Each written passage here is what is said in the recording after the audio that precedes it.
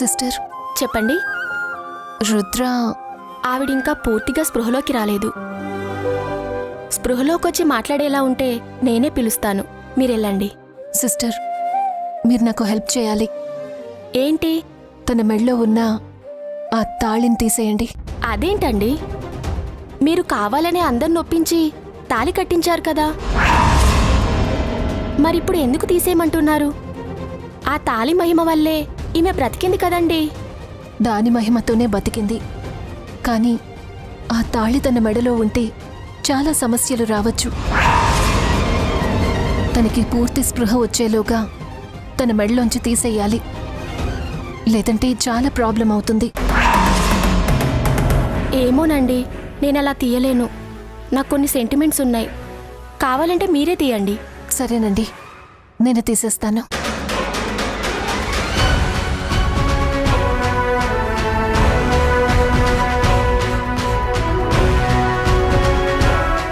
ఏ తాళి కోసమైతే నువ్వింత పోరాటం చేశావో ఆ తాళి ఇప్పుడు నీ మెడలో ఉంది రుద్ర. కానీ ఆ విషయం నీకు తెలియకూడదు. ఇది నీ ప్రాణాలు కాపాడిన సంజీవని. అది తెలిసినా దాన్ని నీ మెడలో నుంచి తీయడం తప్పడం లేదు. I'm sorry.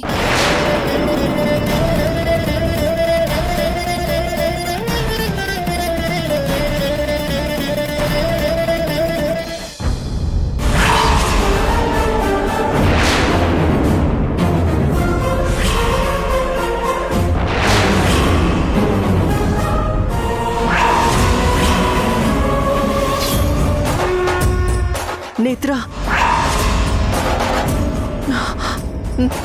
నువ్వేనా?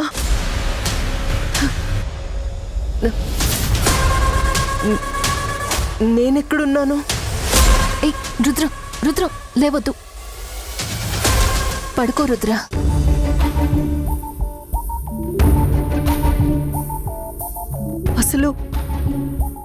అసలు నేనెక్కడున్నానే?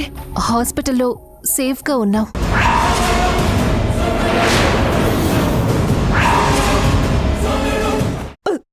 నేను విషం తాగాను.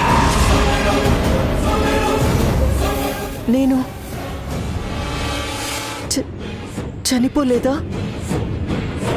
లేదు, చంద్రిక, భరత్ గారు సమయానికి నిన్ను హాస్పిటల్కి తీసుకొచ్చారు.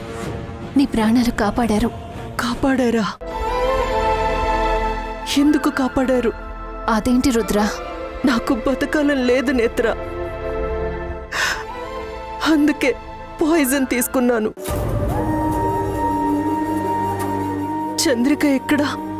వాళ్ళ ఇంటికి వెళ్లారు, వచ్చేస్తారు. నేత్ర, వాళ్ళు వచ్చేలోగా మనం ఇక్కడి నుంచి వెళ్ళిపోదాం. ఎక్కడికి తెలీదు నేత్ర, వాళ్ళకి దూరంగా వెళ్ళిపోవాలి. నేను బ్రతకడం వల్ల వాళ్ళకి ఇబ్బంది. నేను కూడా భరత్ని చూసి ఉండలేను. నా మనసు మళ్ళీ అతను కావాలని కోరుకుంటుంది. నేత్ర, మనం వెళ్ళిపోదాం. వాళ్ళొచ్చేలోగా నన్ను ఇక్కడి నుంచి దూరంగా తీసుకెళ్ళవా? రుద్ర, ఆగండి మేడం, మీరలా లేవకూడదు. మీరింకా పూర్తిగా రికవరీ కాలేదు. అవును రుద్ర, నువ్వు రెస్ట్ తీసుకో.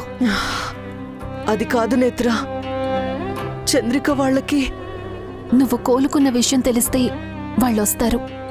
అప్పటి వరకు వాళ్ళకి తెలియకుండా నేను మేనేజ్ చేస్తాను. నువ్వేం టెన్షన్ పడకు. Take rest.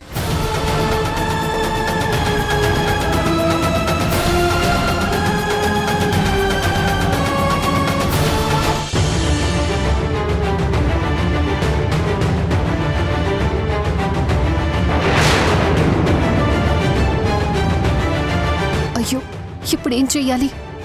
తాళి తీసే అవకాశం లేకుండా పోయింది. ఇప్పుడు తన మెడలో తాళి చూసిందంటే ఏం జరుగుతుంది? దేవుడా, ఇప్పుడేం చెయ్యాలి? కనీసం మెళ్ళలోంచి తాళి కూడా తీయలేకపోతున్నాను. రేపు తనకి పెళ్ళైన విషయం తెలిస్తే అప్పుడేం చెయ్యాలి? ఏం సమాధానం చెప్పాలి?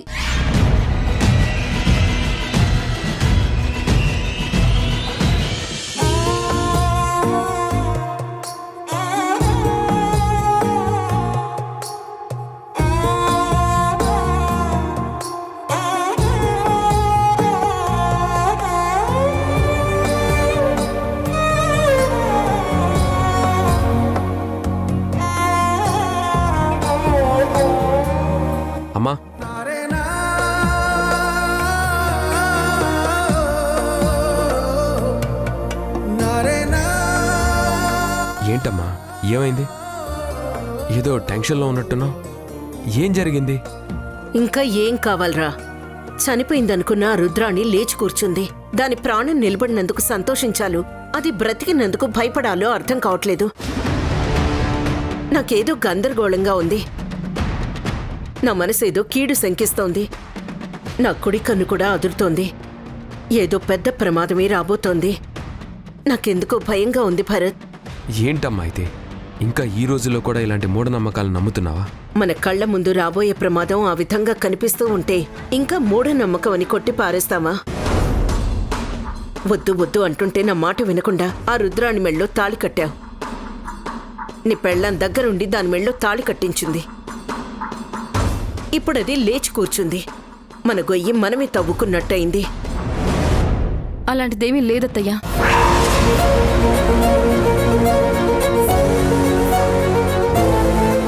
మీరు అనవసరంగా కంగారు పడి ఆయన్ని కూడా కంగారు పెడుతున్నారు. ఇదిగో ఇప్పుడే నేను నేత్రతో కూడా మాట్లాడాను. రుద్రాణి స్పృహలోకి వచ్చింది. అవునా?